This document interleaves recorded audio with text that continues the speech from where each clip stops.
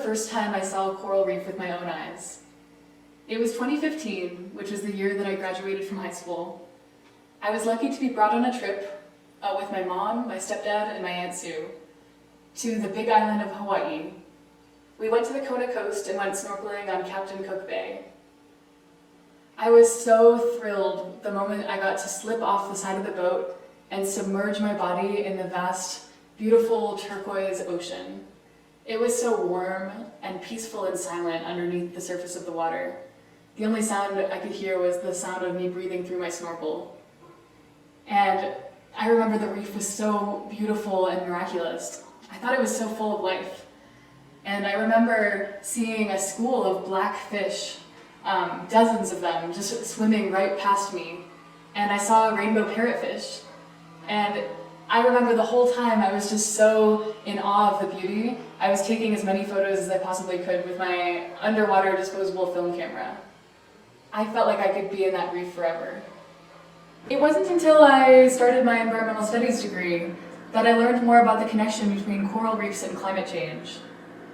I'll never forget the time that my professor, Dr. Kendi Davies, in our ecology class, cried during lecture because she was telling us that we had to go out and see the coral reefs before they were gone, which they could be gone in as little as 5 to 10 years due to climate change. Although they look like plants or rocks, corals are actually animals.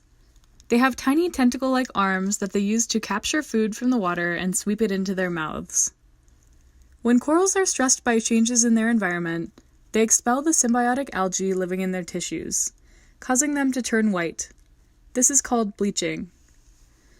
Coral bleaching is one of the negative impacts of anthropogenic climate change.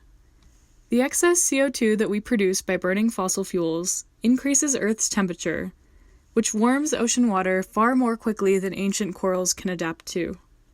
In addition, around 1/3 of CO2 emissions actually are stored inside the ocean, which lowers the pH of the water, making it too acidic for corals to thrive.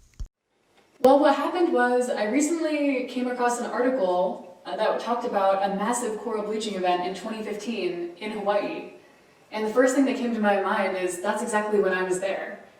And so what I had an idea to go through the photos that I took on that underwater film camera, just to see like what did the coral actually look like when I was there. Because in my mind, I remember it being so vibrant and alive.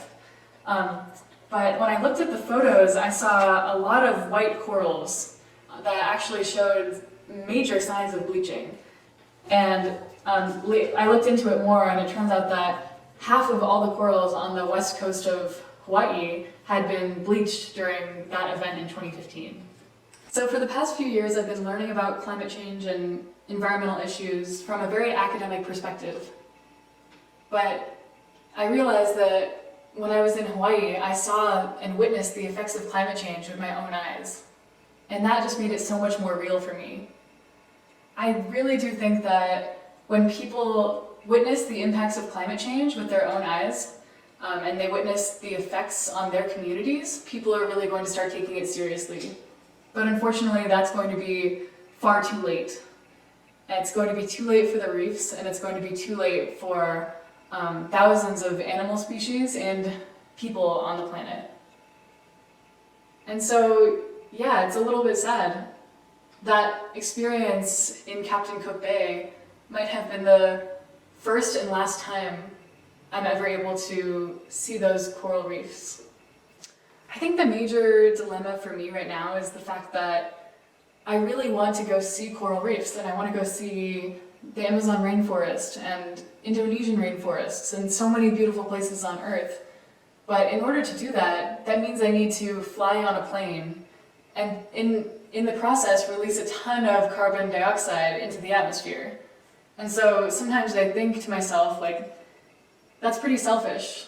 Like, me wanting to see this beautiful place is actually contributing to its demise. And so the most sustainable thing for me to do would probably just be to stay here where I am right now and then do activism here to try to help create changes locally and globally.